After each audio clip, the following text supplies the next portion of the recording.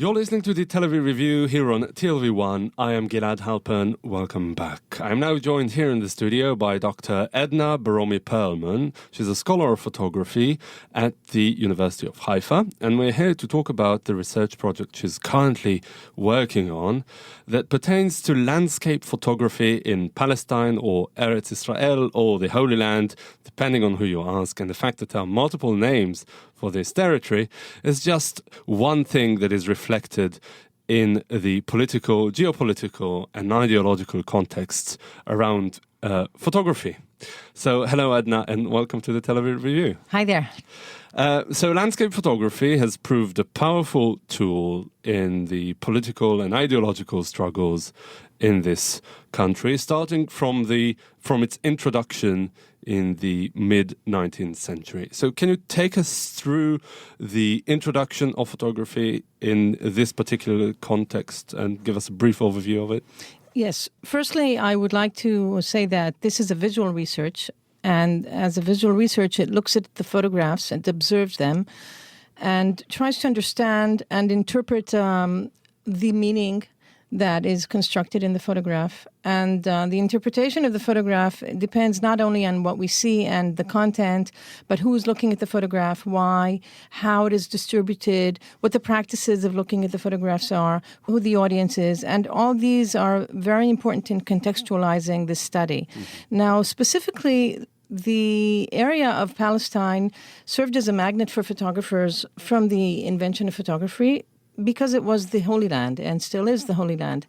So that, interestingly enough, when photography was invented, the region became photographed much more than other areas of the Middle East. If you would compare it to Jordan or Lebanon or Syria, there's no comparison. And this action continued consistently over the 20th century and up till today because of the interest invested in the area. This is still today a magnet for photographers from all over the world. And photography was invented in the West so that the photographers were Western photographers, the one that came here. And they came here with very cumbersome photography equipment so that the photographs were on tripods, and this affected the imagery that they created. And I would say that I would divide the photography activity into three major divisions. One would be the Western photographers, be it the tourists, the Christian missionaries, the British photographers that came on behalf of the British Empire, French photographers. This is one bulk of photographers. We're talking about the 19th century. 19th century. Mm-hmm. Then there were the local photographers that lived here and resided here. And what they created was very different from what the Christians wanted to see and the imperialists, because the imperialists were interested in showing the Holy Land, the pristine virgin beauty, the romantic visions, the man on the donkey, the women grinding wheat, and the texts that they used to capture the photograph would be biblical text. Mm-hmm. And then there were the Jews and the Zionists that started photographing in the beginning of the 20th century, and they had completely different uses of the same area. And what connects them is the land. Mm-hmm. But also, if you take if we leave the local, the native photographers aside for a minute, and I'm going to go back to it because it's a really interesting topic. But if we take the Zionists and the Christian missionaries, both of them had a somewhat similar, if not, I wouldn't say similar, but parallel motivation, and that is, as you said, to show that the land matches their preconceptions. Right, and this is interesting, and this is specific to photography, and it has to do with the notion of appropriation by means of photography. Now, appropriation is a result of the action of photography, because when you take a photograph, first of all, you take it, you don't give it. You capture a scene, you shoot a scene. So, how is it different to paintings, for example? It's also where, I mean, you said that photography of this land was in, no comparison to other places in the Middle East, but you can say the same about paintings of the Holy Land. Did it serve a similar purpose, or was there some sort of evolution from painting into photography? I would say that there was an evolution. I don't think that painting served as a form of appropriation in any way similar to the way that photography does. Photography has a form of aggression to it in the means that if you take a picture, it's yours and the content is yours. But this is in a metaphorical way. It's only a picture, and we need to remember that these are only photographs and nothing more. Now, painting, there is the culture of painting, landscape portraiture. Initially, the photographs resembled landscape portraiture, and this is important to understand because the proportions, the depth of field, the size of the people, the way they were positioned, this is all classical in the beginning. Mm-hmm. And what's interesting is that when the Zionists came, they didn't throw all that out. They just changed it a little. So instead of seeing a person on a donkey, an indigenous inhabitant, it would be a man on a tractor. It would be a pioneer. It would be a person holding some mechanical tool of urbanism. It was always the same land. And mostly it would be the Valley of Jezreel, because the Valley of Jezreel was very commonly photographed. Mm-hmm. And so it would be interesting to see how you would have the same space of land, but the Zionist would be in the foreground while the inhabitant would be in the background in the Western photograph, because they didn't really want to deal with them. I want to go back to the political appropriation that we mentioned now. The strength of photography, I would think, is in the fact that it's concrete evidence as opposed to painting, which is some sort of hearsay, isn't it?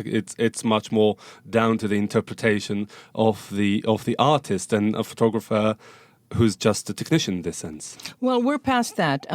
Photography used to be considered a form of evidence in science. When it was invented at the same time when positivism was created by Auguste Comte, and then photography was science. Science was what you could see, was what you could measure. So that photography in botany or zoology was clear evidence, and it was appropriated also to other sciences such as ethnography and anthropology, that you could measure the height of people or the length of their nose. You could photograph crazy people and see what they looked like. But we now know better still.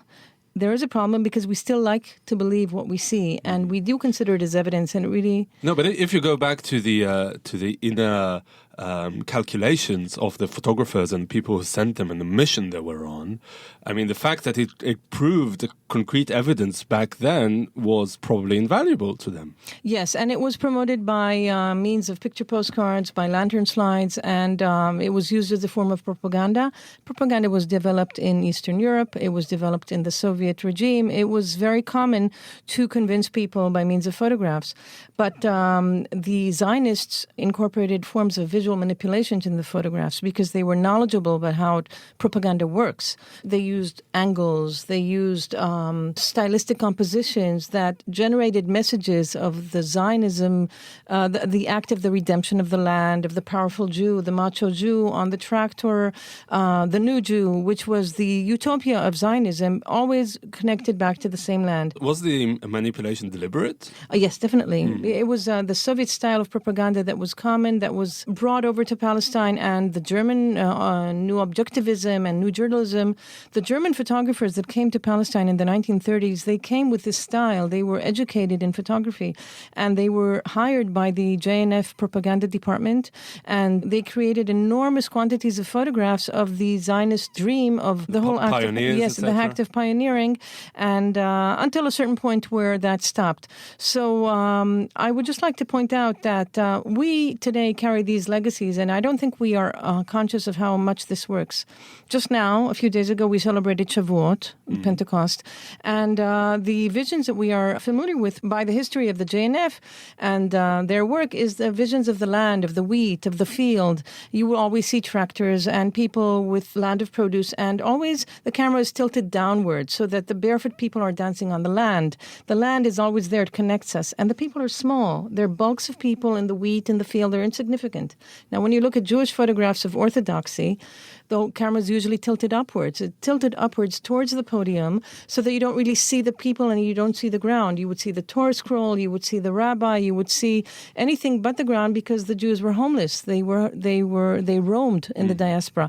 So coming to Palestine as pioneers with the act of the redemption of the land also incorporated photographing the ground that you were standing on. And this is why I felt that this study is important important because there's always this ground that contains the chaos, the conflict.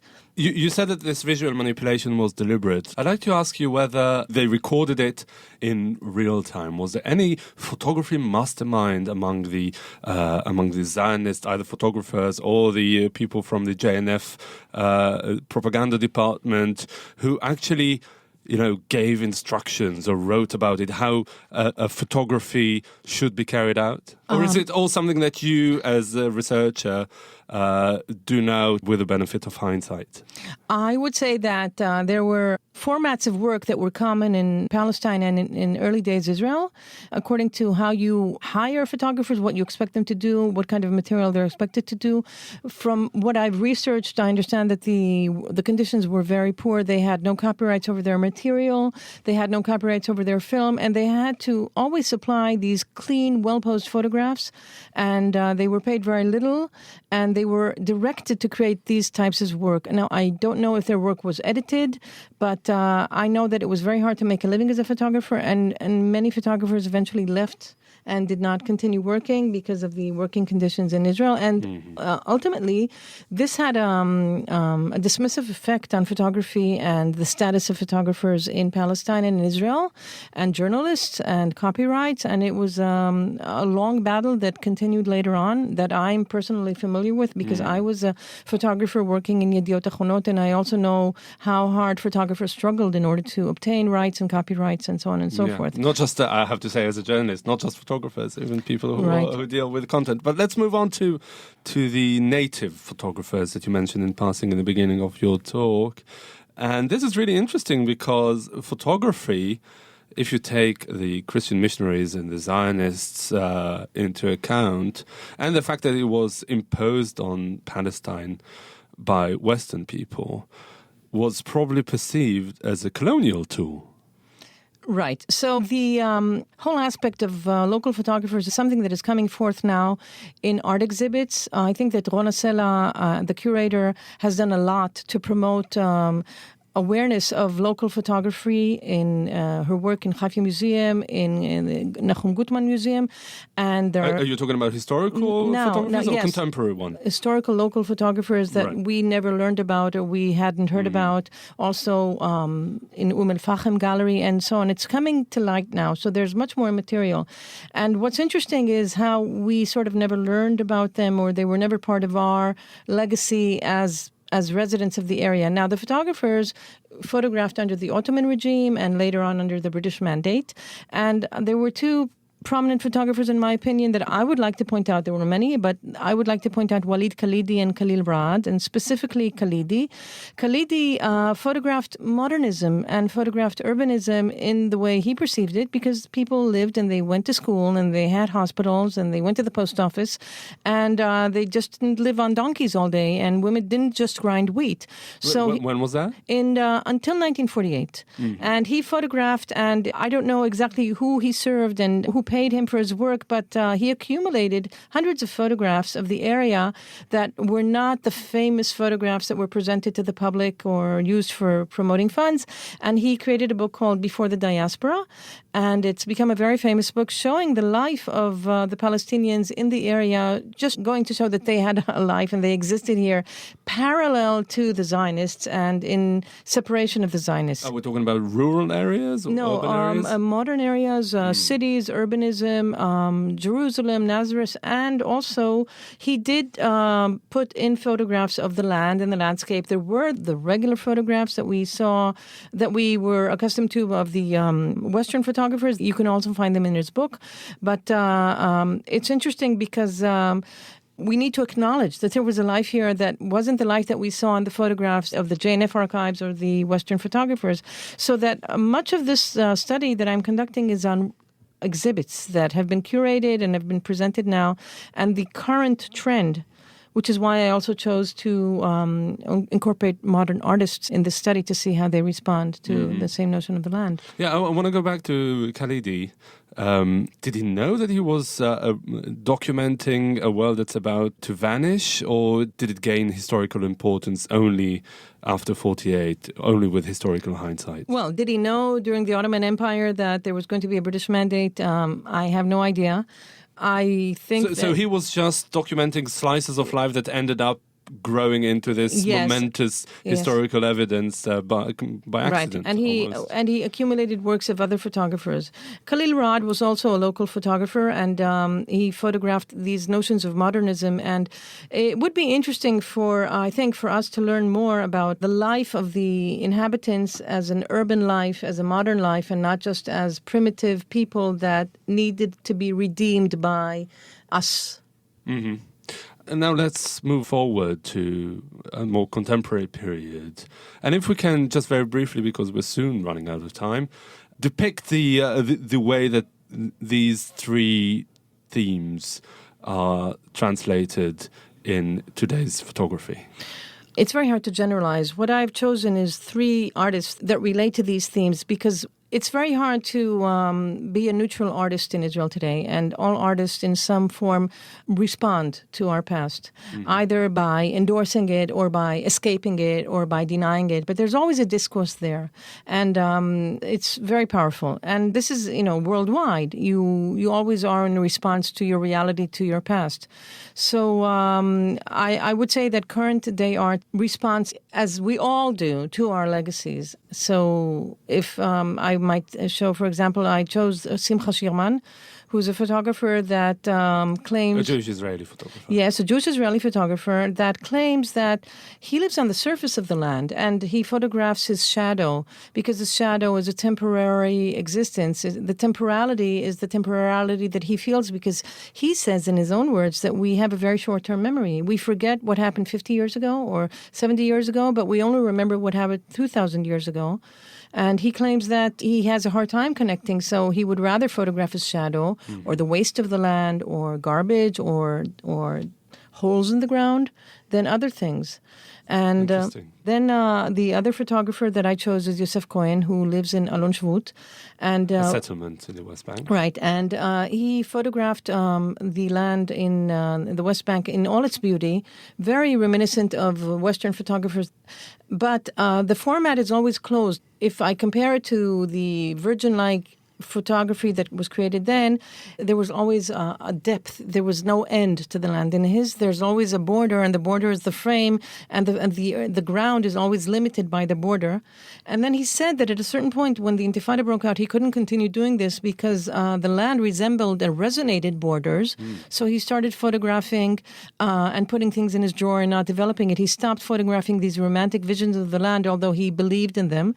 And then in later photographs, you could actually see fences and borders and limits that didn't exist in his photographs before. The third artist that I chose is an artist that created a piece of work on a scythe. Her name is Efrat Natan. I was interested in this work because in all the images of the Chalutzim, you see them carrying a scythe. And what she said was that the scythe was not a local piece of agriculture. It wasn't a local tool because the Palestinians worked with a sickle, which is very small. The sickle is round and small, and the women used the sickle to harvest the wheat. Now, the Germans brought the scythe, also the Templar Germans, and you needed to be very strong and powerful, and you needed to use long, muscular hands to use the scythe in the field. So the new chalutz, the new macho, muscular Jew, would use a scythe, and there's so many photographs created by Skluger, by Zweig, the photographers that worked for the JNF, with men with a scythe. So she had a scythe in her studio, and she connected all the scythes together in her image so that it would be a repetitive action. And when you look at it together, it's sort of aggressive because it continues and continues and continues. And the more she evolved with the statue, she added more and more images of the scythe so that you had less space with them and more aggression to it. And what she said is that she didn't think she was creating political work, but the political work was read into it. And she said that if it's good work, then it's fine. And it was... Would you say that it's neo-romantic? Or No. But it is romantic in a sense that it connects to the Angel of Death that had, if you look at photographs or images of the Angel of Death in Germany, then he held a scythe. So there is something aggressive about it. But there is a subtext about it. And when Rona Sela chose to present her work in the Museum of Haifa, Haifa, after it was presented in the Kibbutz Gallery and the Israel Museum, it suddenly turned into a political work of how the sky aggressively toils the land. And this works very well with the images of the JNF, in which people always toil the land. The land is never left alone. It's either manipulated by photographs, it's either abused, it's either toiled by workers, but the land is always upturned in any way that you want, metaphorically or physically. It's never left alone. And that's why I felt that there's a connection between the land and all these images. Absolutely. Well, Dr. Edna Barromi Perlman, I'm afraid this is all we have time for, but thank you very much for this. It was really interesting.